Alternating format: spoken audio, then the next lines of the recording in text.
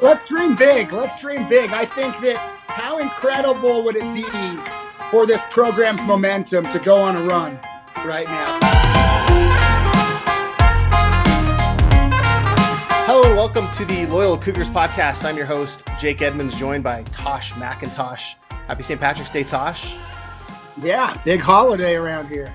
Hopefully, I actually wore my green today. This is the only green t-shirt I have, so I'm repping the Office today. Michael Scott and Dwight Schrute. Hopefully we have the luck of the Irish this week. Yes, I was going to say, we got a little bit of a lucky draw. I don't know if it was necessarily lucky according to BYU fans with a 6 seed. I think a lot of BYU fans were hoping for a 5. I think a lot of projections had BYU at a 5. But a 6, especially when you consider kind of their path to at least the Elite 8, is reasonable. Now, VCU is a tough matchup, and we'll talk a little bit about that. I think a lot of BYU fans still have kind of this battered fan syndrome from last year, having lost in the first round as a high seed, losing to a low seed. But this is a different team. It's a different coach. What are your first impressions of this matchup and of the seed? So, one, I think the seed is fine. I mean, we were a 24 net. We were a 24 on Ken Pomeroy. Like, the metrics say we're right around a 6 seed, you know? So, at the same time, you got to beat somebody good in the tournament. You didn't get here, and these teams didn't get here to be bad.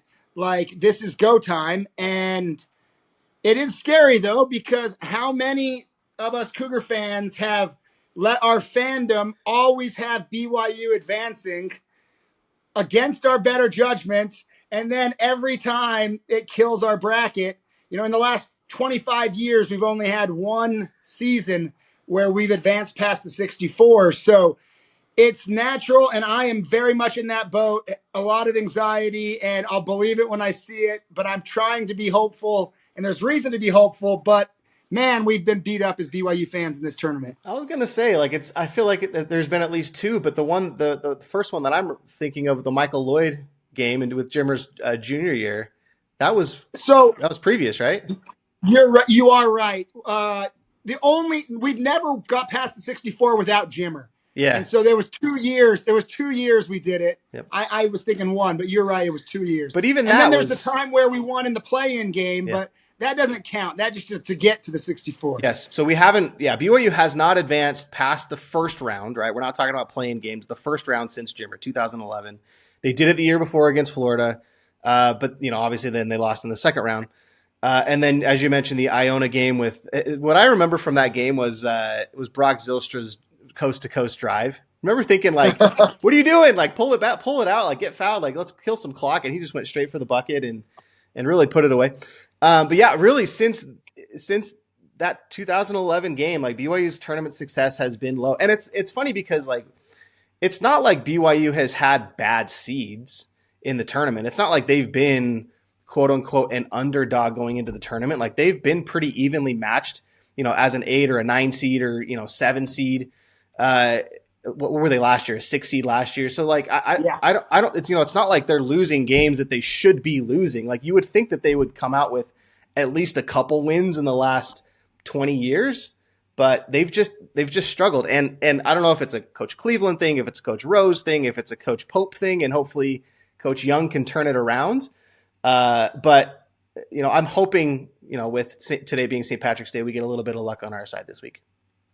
Here's what I think has been at play previously is we weren't ready, that the conference we were in didn't get us ready, that off of 2 things, off of just the quality of opponents, but then also the style of play. BYU traditionally has always played a pretty finesse style, and we were playing against just weak opponents, and we'd get to the tournament, and all of a sudden the physicality and what the refs would let go and the quality of athleticism would shock us. That is where this year I have a lot of confidence, and I think VCU is in the opposite place, is that we have just gone through the ringer of every game playing NBA athletes. And the Big 12 is shocking how physical they let teams play. Yeah. So we should be really prepared this year. And if anything, VCU, if you look at who they've played, it's really a list of no names. And so, like, they should be on the other side of that coin. Yeah, so let's break down VCU real quick. So I want to start with just a quote by Ballin on Cougar Board. Very fantastic analysis. He says, if we can't beat VCU, then I don't see any way we can make the Sweet 16 or Elite 8 like some are predicting. Very astute observation by Ballin on Cougar Board. But you're exactly right. And I think a lot of people look at VCU and they think Shaka Smart VCU, right? From like 2011, right? When I think they made the Final Four, they lost to Butler. That's a different team, right? This is a VCU team looking at this year whose best win is Colorado State. Literally, that's their best win. And, you know, when they announced the matchup on CBS, they were like, oh, VCU's got a stingy defense. BYU struggles with stingy defenses. And I think a lot of BYU fans, and probably VCU fans as well, are kind of buying into that narrative that, you know, VCU has a really good defense and BYU has struggled against like a Houston. They were outmatched by Houston, who also had a really good defense. VCU's not Houston, right? Like, they're not even in the same realm as Houston. I would actually put VCU maybe in the same realm as like West Virginia. But even then, like, I looked at VCU's some of VCU's game highlights. Their defense isn't even the same style as an Iowa State or as a Houston. They don't trap necessarily as much as they don't sell out, right? They don't sell out on turning you over. They'll play really good man-to-man, like individual defense, and they'll force you inside to their shot blockers, and that's where they defend is inside the paint. So they're gonna run you off the 3-point line. They're gonna funnel you into their 2 shot blockers. Luke Bamboye is one of them. Almost over 2 blocks a game. He's 21st in the country.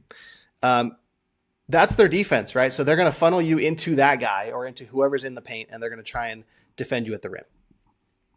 Yeah. And so statistically, they are a very good defensive team. But against who, right?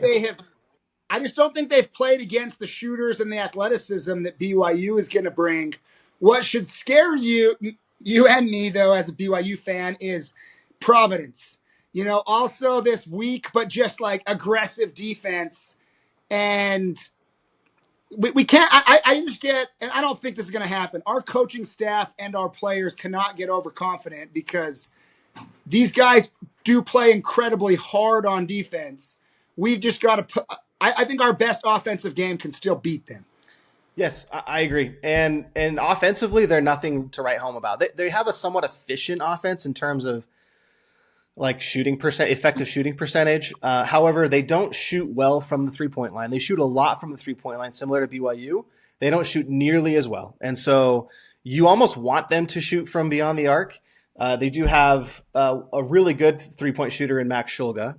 So you want to, you put Mag on him and shut him down and let Joseph Bamisiel drive. I mean, that's their offense, right? Shulga and Bamisiel. If you can shut them down, and I think you put Mag on Shulga, you let Bamisiel drive and try and get into the trees and let Keita alter his shot. You really shut down their offense. And so, their defense is their strength, but if you can shut them down offensively, similar to what they've done this year against West Virginia, who also has a good defense and a pretty mediocre / average offense, I think you really take them out of the game. And I want to go back to what you said about BYU teams of the past, because I think that, Pope and, even before him with Cleveland and with Rose, BYU was a very much one-dimensional team. And you mentioned the physicality and like they just weren't ready. They didn't have the same physicality in the Mountain West and the WCC. I also think that they relied too heavily on one thing. And for Pope, it was 3-point shooting, right? And this year, like they still have, like that's kind of their like go-to, but they've proven that if they aren't shooting well from 3, they just go to Keita, they go to Foose, like they find ways to get inside, and then they kick it out, and then they get open for 3, and then they get good looks. So it's not just like, let's shoot the 3, and if we don't shoot well, like let's live and die by it. And oftentimes they would die in the tournament. They've proven that they can win in other ways. Yeah, we have multiple ways we can beat teams, and I am sold on this staff and their ability to game plan and to exploit other teams' weaknesses. And so, like, that's where I feel like in the past, in the first half, we were on our heels and then would have to try to figure things out and adjust. I am really hopeful that this game will be the opposite, that our game plan is exploiting their weakness in the first half and we put them on their heels. One thing I think is going to be interesting to watch is that VCU full court presses more than any team we've played this season. And that may think, again, people right now have PTSD about Houston, but that is not what Houston did. Houston let us get into our half court set, and then they would trap and put tons of pressure on our guards, but they would let their defense get set. VCU tries to extend defensively all the way the entire court, which it will put some pressure on Yegor and Dallin, and usually Mag and Richie help bring the ball up. What I like about it, though, is if we can get that ball across half court, their defense then is in scramble mode. So I do think we'll get a lot of open threes. So it will be interesting. Can they make us turn it over more, or are we able to break that and then we really smile because we get a lot of open threes? That is going to be one of the games within the game to watch. Looking to get your brand in front of BYU's most engaged fans? The Loyal Cougars podcast and Cougar Board are your perfect match. Cougar Board is the largest online community of BYU fans with thousands of posts every day. The Loyal Cougars podcast is the official podcast of Cougar Board, and we have sponsorship opportunities available for both the podcast and the site. Contact us at sponsorships@loyalcougars.com, and we'll help your message hit home with the Cougar faithful. Again, that's sponsorships@loyalcougars.com. Yeah, I mean, I actually think BYU against full court press is better, right? Because it spreads the defense out. I think Yegor struggles the most when the defense is compacted and when they're trapping him. So when he's got two guys on him, and I think a lot of people, I think we give Yegor a lot of heat. And granted, he does turn the ball over a lot, and I'm guilty of this too. Like I'm actually very skeptical of Yegor having any sort of success in the NBA, and I'll openly admit that. Can he improve? Can he eventually get to that point? Yes. This year I'm very skeptical, but he's also a guy that teams tend to trap, right? That's like, if they're going to trap a guy, it's Yegor, because they know that that's where Yegor struggles the most. But honestly, they've been full court pressed all season on and off, and they've proven that they've been able to I don't remember, like, granted, years past, BYU has struggled against the press. I remember there were games, even last year, there were games where BYU almost lost it because teams that were behind by 5, 6, 7 points would press in the last minute, and BYU would almost throw the game away because of this full court pressure. They couldn't figure out a way to break it. This year's been none of that. I actually think they've performed really, really well. Excuse me, against full court press. It's as you mentioned what Houston runs, which is they pack their defense in. They'll trap the guard. Man, I feel like I'm dying over here. You're getting emotional. I might need you to just take over for a few minutes. Yeah, they'll trap the guard. Anyway, it's just a totally different defense, and I think we've kind of ad nauseum talked about this, but like VCU is not going to Houston or Iowa State BYU. Like it's just a totally different defense. They're not as physical, and they're not going to trap you. If they do run full court press, I think actually BYU will thrive against that. Yeah, no, it should be really, really fun. And I love the Denver factor for 2 reasons. Well, 3, actually. 1, it's in the same time zone, so there should be no jet lag going on. 2 is that it's at altitude, which huge advantage BYU and our players playing at altitude. And 3 is we're going to have a lot of fans there. I'm going. Me and my son, as soon as I said Denver, I'm like, all right, let's do this. And so I'm going to be there on Thursday, and I know I'm not the only one. We have a lot of fans in Colorado as a school, and since there's so many direct flights from the West, I think there'll be a lot of BYU fans there, and that Denver as a location is big advantage BYU. So if they beat VCU, they play Wisconsin. So I actually really like their draw. And Andy Katz actually had BYU in the Elite Eight, by the way. He has to beat everybody. Yeah, he has them beating Wisconsin, and I actually like the Wisconsin matchup. I think the Big Ten is down this year. And so I actually have Michigan losing to UC San Diego in the first round in my bracket. But I think the Big Ten's down this year. BYU plays Wisconsin next round if they beat VCU, and Wisconsin beats Montana. Then you have Alabama, most likely. And that's where Andy Katz has a big upset. He has BYU beating Alabama. But I think the SEC's, they're not down necessarily. Granted, I think they got way too many teams in the tournament. I think they got 13 or 14 teams. But I don't think that they are as good as ESPN is hyping them up to be. And Alabama, that's not to say BYU is going to be favored against Alabama, but if BYU makes it to the Sweet 16 and they face Alabama, I do like that matchup over other 2 seats like a St. John's or like a Michigan State. Now we're thinking way too far ahead, and if they do end up making that far, we'll talk about it next week. But I do like BYU's chances to go somewhat deep. I think they should at least win the first round. Sweet 16 becomes a little bit more difficult with Wisconsin, but I think it's doable. What do you think? Let's dream big. Let's dream big. I think that how incredible would it be for this program's momentum to go on a run right now? Like, it's BYU has more momentum in sports in general, but especially in basketball. If we can win a few games in this tournament, it's just like, man, it's going to blow the ceiling off of what BYU could do recruiting wise and NIL wise. And it's just like, wow, like it's fun time right now. And already with who they have coming in next year, like it's funny because this year was like always meant to be kind of a building year into next year with AJ DeBounce and potentially Yegor coming back. Like I think Richie and Dallin could potentially come back. Like if those guys come back after, and we'll have a long time to talk about this over the offseason. But as you mentioned, like if they can win a couple games and build that momentum into an already pretty hyped up year next year, it's gonna be huge. What did you like and what don't you like about who made the round of 68? Who's your biggest snub? West Virginia.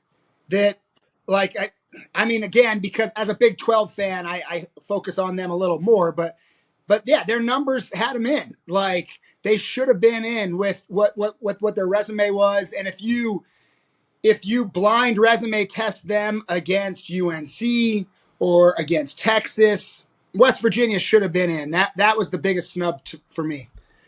Yeah, and I think I don't remember who this was. I think it was an ESPN guy tweeted out that ESPN's bracket matrix, which combines 111 bracketologists. I can't even find 111 if I tried.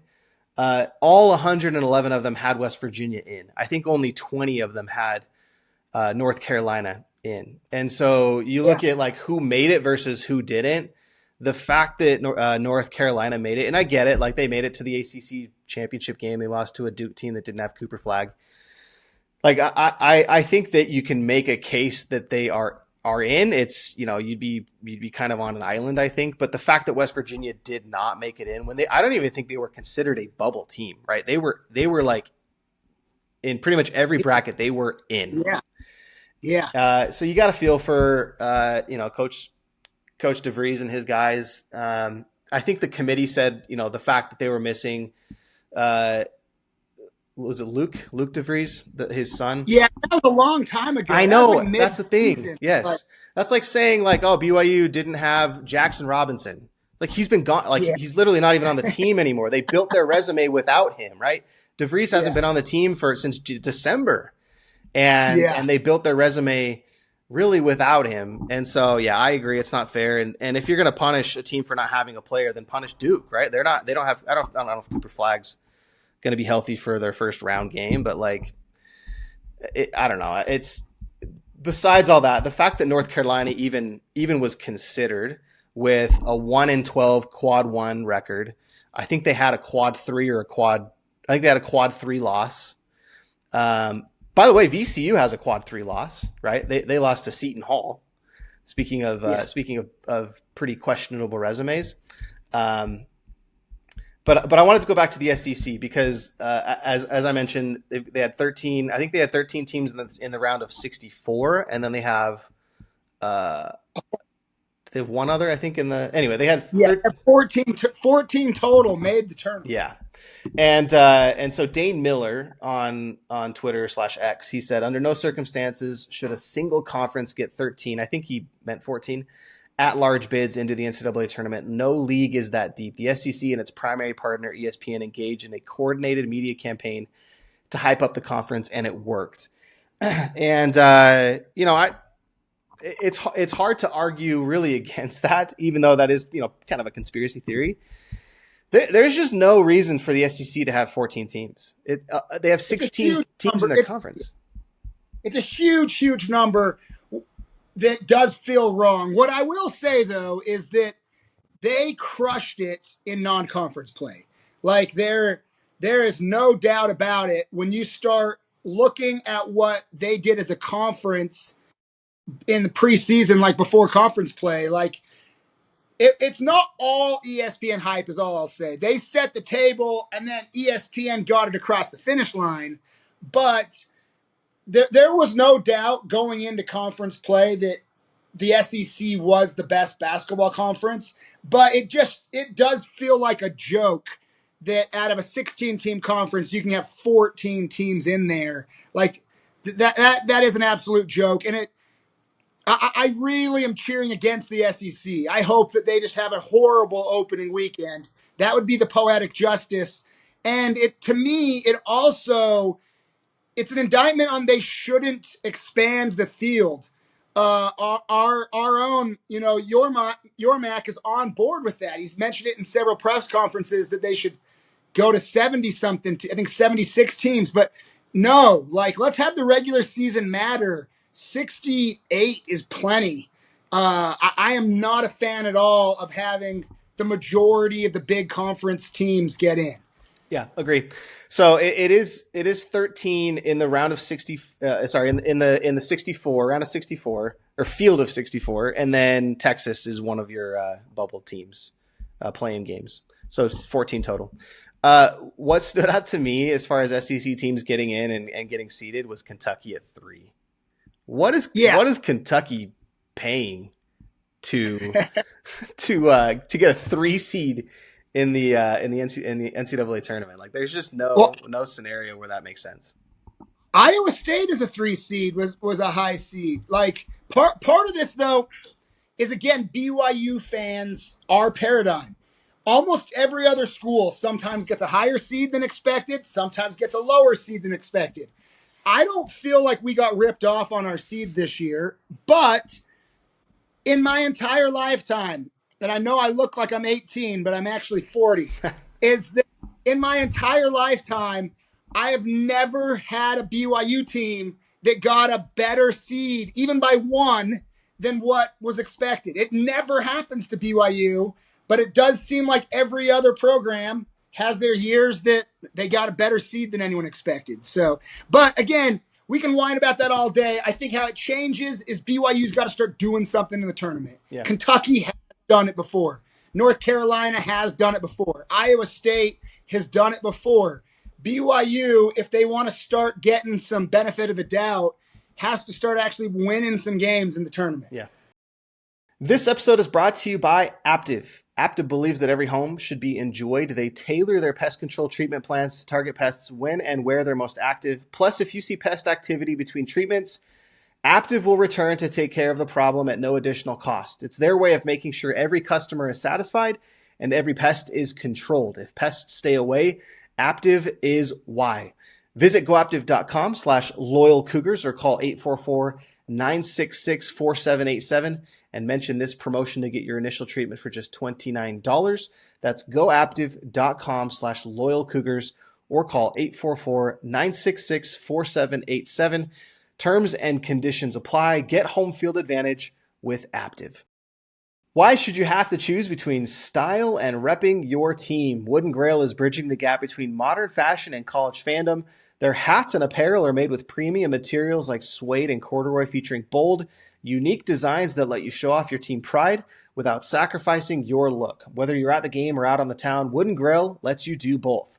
Check them out at woodandgrail.com and step up your fan game. Use code CougarBoard for free shipping on any order. Switching gears now, I did want to kind of recap what I thought was actually a pretty successful Big 12 tournament showing for BYU, having beaten Iowa State for the second time in a row, right? in the quarterfinals. I think a lot of fans were kind of, in fact, I think ESPN even had them predicted. I think they were BYU was an underdog going into that game, and I think I actually had Spencer Linton on last week, and I said in that episode, I said if BYU takes care of the ball, because you look at the first time BYU and Iowa State played, BYU turned it over 29 times. Basically, my theory was like that's not going to happen again. Like that felt very much like an anomaly, and if BYU can cut that even by half, I liked their chances on a neutral floor against Iowa State without their best player, right, or without at least one of their best players. And that kind of turned out to be the case. BYU only turned it over 10 times. Richie had 23 points. They shot 85% from the free throw line. By the way, I think that's being talked about not enough.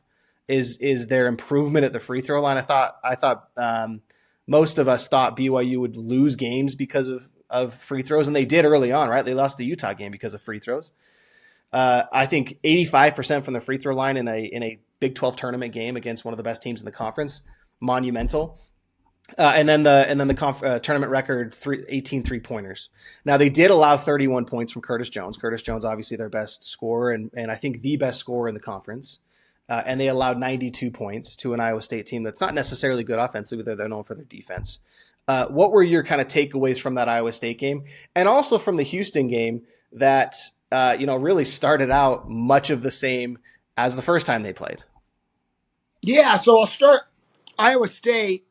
To me, the fact that like we withstood a player like Jones just going off, one of the best offensive college performances I've seen in a long time. Like that guy could not miss, but we didn't fold. Like we just kept running our stuff, getting good looks, getting good shots, and ours kept falling, and we eventually kind of outpaced them. So I loved that. It felt like the type of win we're going to need going forward. We're going to have play against good players. We just can't blink, and we just got to outscore them and continue to put pressure on them.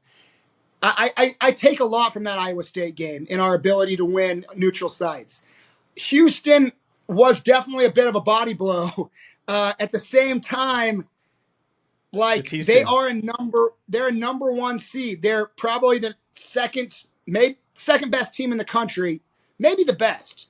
And so, like, man, if we played Houston 10 times, I think we'd be lucky to win one or two. And there's not many teams like that with BYU. So I honestly, I just kind of wash that away. We got to live and learn.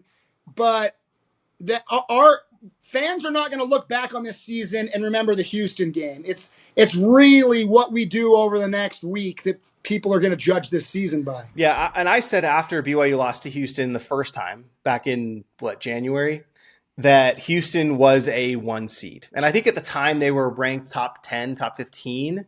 But I think at the time it was like Duke, Auburn, and there were a couple others. I don't think Houston was in the conversation, but I actually, the way Houston, and it was regardless of how BYU played in that game, right? Because BYU, I don't think really had established themselves at that point as like a dominant offensive force. We still kind of had a lot of unknowns about how they played based on how they played out of conference, because that's mostly what we had to work off of. And their non-conference schedule was very dicey. It was very weak, we'll say. And but coming out of that game, I thought, man, there's nothing Houston does wrong, right? Like they rebound well, they defend. Obviously, they're the best defensive team in the country, and then they shoot well. So in addition to playing good defense, they shoot well. Like there's nothing they do bad. And so like now my bold prediction is I actually think they win the whole thing.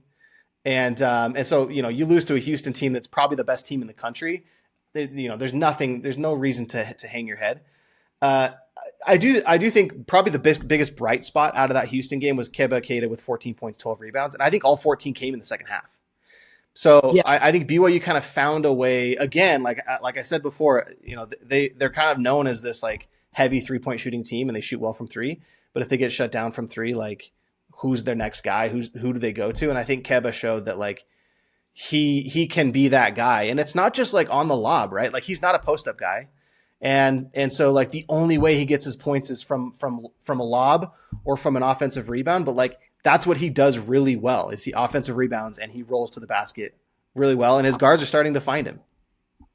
Absolutely. Like the second half, we actually played well against Houston. We lost that game in the first 10 minutes. Like what we're down 15-0, and then we lost by 20. Like it was a different game, especially in the second half. And I love what Kate has been doing. I'm going to tease you a little bit, but I'm with you that it was, I don't know, maybe 4 weeks ago, you were calling out Kata of, hey, we expect more from him.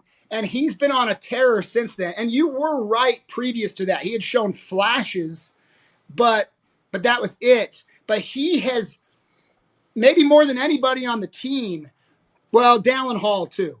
The last month, the two players that have really stepped it up, that have changed BYU, it's Kata and Dallin Hall. And if those guys can continue, like they make us so versatile and so tough to beat, and we can beat teams in so many different ways when we have those two guys on all firing on all cylinders. Yep, I called Kata, and I'll own it. I called Kata an overrated defender. And,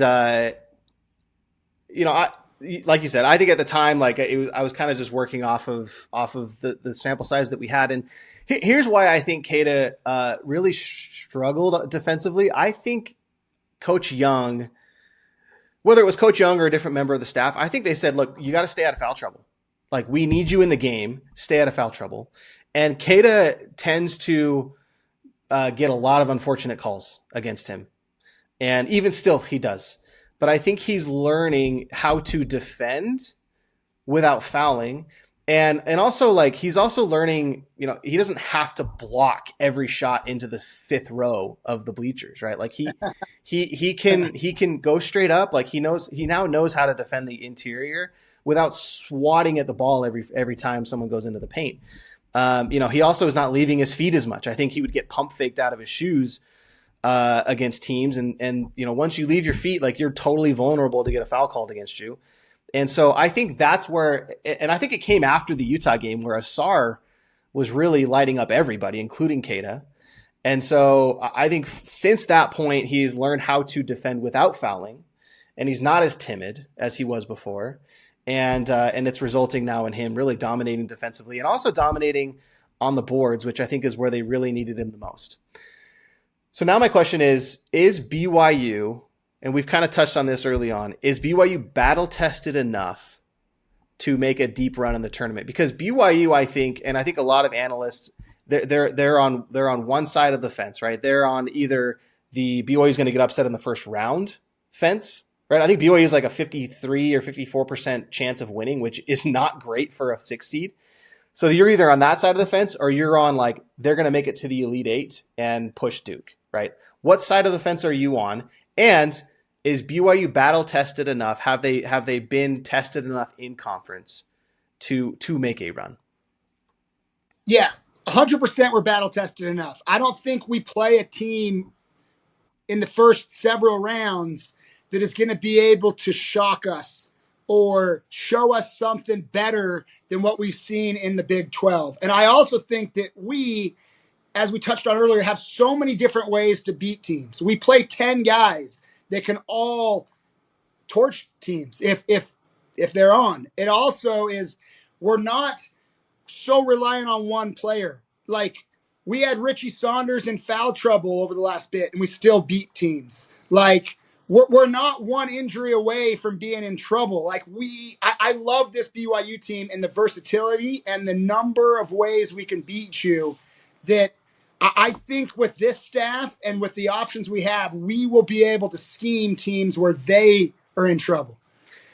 All right, man. It's the best time of the year, March Madness. It feels like it's going to be a long wait until Thursday. A lot of anticipation leading up to this game. Luckily, we still get some games on Tuesday, Wednesday with some plans. But we'll be watching, and hopefully we'll be talking about some wins next Monday. Oh, yeah. Should be fun. All right. That's Tosh Mackintosh. I'm Jake Edmonds. This is the Loyal Cougars Podcast. We'll see you next week.